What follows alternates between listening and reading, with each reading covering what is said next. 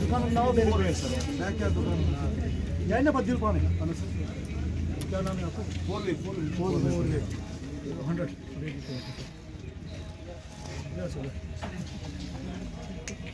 वो 70 भेज रहा है, 70 भेज रहा है, ये 100 भेज रहा है।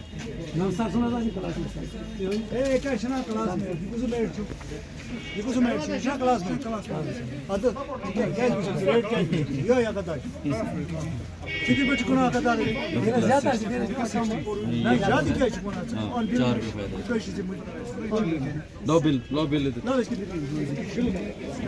ये नोटबुक कितने में जाती है? इसमें तो हमने ये की है फील्डिंग MRP 40 ये खुद ही लगाया है। ये अलाउड है? स्टिकर अलाउड है? किसने? दो इसकी बिल कौन सी वाली है ये? आइटम कौन निकालो ये वाली बिल निकालो, ये वाला 0200969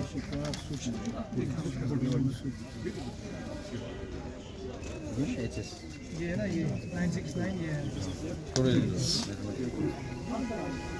969 short 40 0% 40 rupees for 34% 8553 40 rupees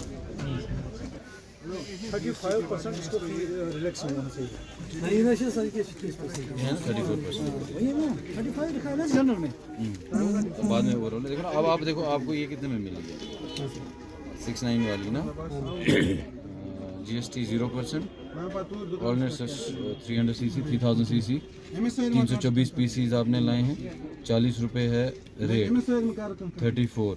तो आप लेस करना है एक सेकंड 40 रुपए में आपने खरीदा है 34 लेस करना ना। ये रेशन है 34% हाँ 40% कम होगी ना, मैं वही बता रहा हूँ। तो फिर कितने में बिका? 26 खरीदा है। आप कितने में आपको ऐसे जनरल में 2% के हाँ 2% 15 नहीं ये का करना सज्जन कर 2% आता 2% सज्जन शतूरे पीछे से मूल तो जरा एक कर दो सज्जी इसमें से 4%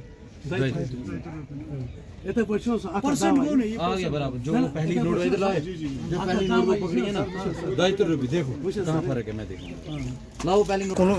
जो दुकानें जो हैं, जो बुक शॉप्स हैं, हमने उनका अचानक से मुआयना किया तो एक अजीब सी कैफियत पाई गई।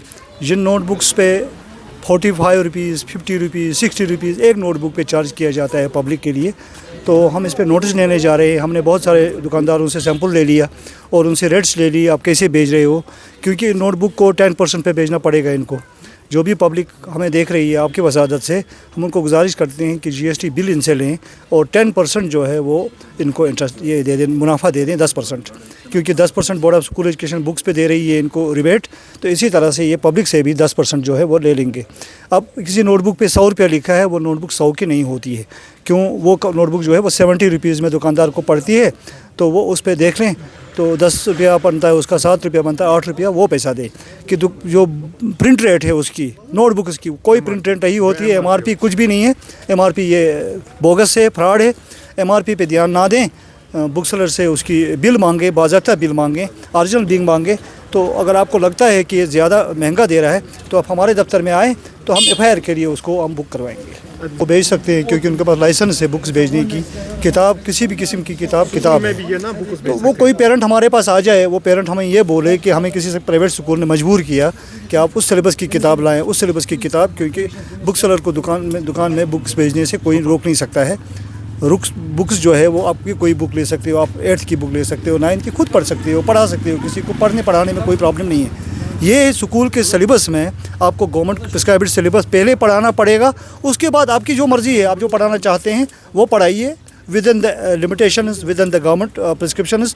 जिन चीज़ों पर बैन नहीं आप वो पढ़ाइए, लेकिन पहले गवर्नमेंट सिलेबस आपको नाफिज करना पड़ेगा प्राइवेट स्कूल। मंडल के प्रेसिडेंट जो है वो हमारे साथ इस वक्त हैं, हमने उनको भी लाया था। तहसीलदार हिंदवारा हमारे साथ थी, आप भी हमारे साथ चल रहे थे। तो बहुत सारी पब्लिक को भी हम अवेयर करना चाहते हैं कि ऐसे लूट खसूट जो है, एक आध दुकानदार है, हम उनके खिलाफ़ कार्रवाई करने जा रहे हैं। उसने 45 रुपीज़ जो है एक नोटबुक पे वो नफ़ा ले रहा था।